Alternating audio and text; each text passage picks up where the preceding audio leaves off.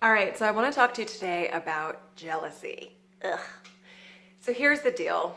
I spent most of my life, for many, many years, feeling an enormous amount of jealousy. And it became so hard for me to even listen to my dear friends tell me about their lives and how they were succeeding because it literally seized and paralyzed me. So out of having years and years of feeling like I didn't want to hear what anyone had to tell me about their lives that was good, I had to find a better way. So I created a workbook, and I'll put the link in the description below for you so that you can download the workbook. It's totally free. And I created it for myself because I knew that the only way for me to shift my experience of this was to practice a new habit, that it had become a habit and I needed a new habit to feel good and to feel appreciative and to feel free. So I created that for myself. And I'm talking about it with you today because I noticed over the last week that it's popped up for me again. So that habit that I had kind of eradicated, gotten so good at feeling excited for people and seeing all the beauty and opportunity that it created when other people had success, seemed to kind of go by the wayside this week. And I noticed a particular situation where I saw a woman who was teaching a workshop at a place that I had wanted to teach workshops. And it was this opportunity that she had created for herself. And I thought, oh man, I should have seen that opportunity. And why didn't I create it for myself? And then I went down the dark rabbit hole of looking at someone, sort of a competitor, and all the things that she's doing and feeling more and more envious and more paralyzed in my own power and my own ability to create something beautiful in my life.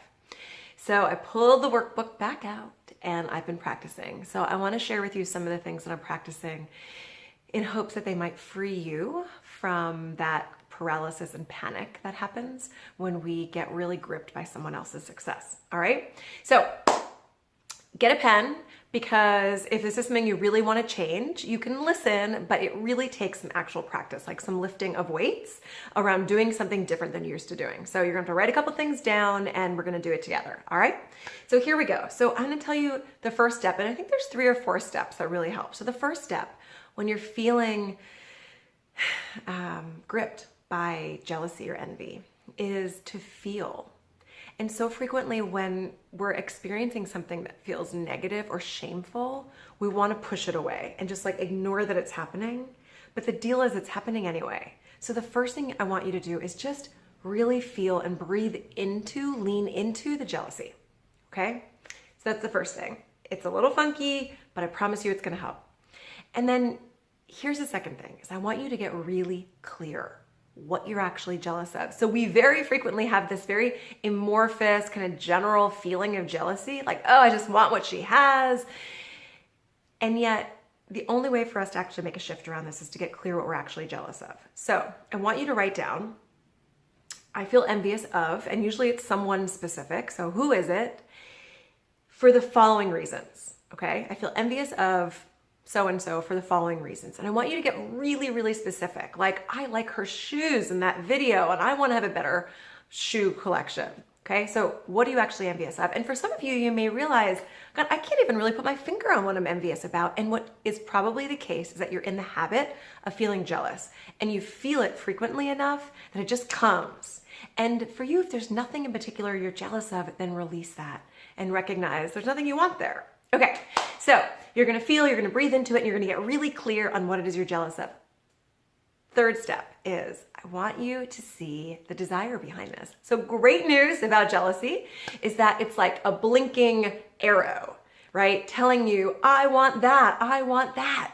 So you know what you're jealous of, but I want you to actually turn that into a desire. So for me, I saw that this woman had offered her workshops at this location, and I felt jealous that she was teaching to that audience in that place. And so I saw that what I really wanted was I wanted to find a beautiful location that was close to home, that I could reflect to women their brilliance on a regular basis in a setting that I loved and lit me up and made me feel inspired. So the great news about getting clear here about your desire is that there is unlimited opportunity in the world. And so even though it felt like, oh, that place, that workshop, that time, that was mine, That's bullshit, right? There is unlimited opportunity. So then I got to make a list of where are 10 other places that I could do that. And then, my friend, you get into action, and that's the fun part. So you may not be able to create exactly what that person has yet, but you can take the first step toward what they have. So make a list of what are the actions you're going to take. They're going to help you move closer to the thing you're jealous of and the desire that's underneath that. What are your actions? And I love what Eckhart Tolle said. He said, either accept it or change it. So I give you that because in this situation, if you're not going to make any changes, if you're not going to take action, then work on trying to just let it go and accept it. And if you're ready for action, then take the first step. Okay, friends, that is my love for you around releasing the panic and the paralysis that comes when we're jealous and starting to take action into having a good, better, incredible, beautiful life. Blessings on your life. Let me know how it goes, and links are in the description below. Okay, lots of love.